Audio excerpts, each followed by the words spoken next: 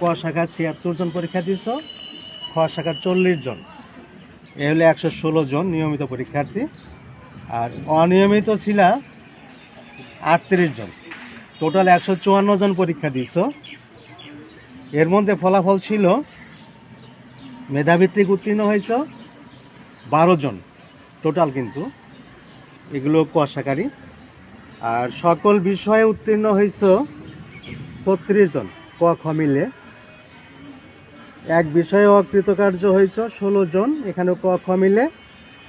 ২ বিষয়ে অকৃতকার্য হয়েছে টোটাল ১৫ জন, এটাও ক খ মিলে।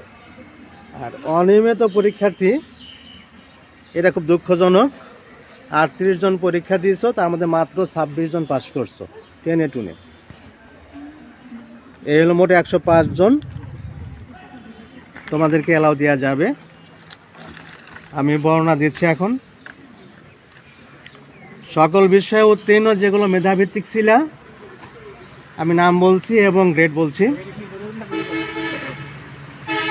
১ রোল দিশা জামান 4.94, দুঃখজনক রেজাল্ট, 4.94 তুমি প্রথম হয়েছ।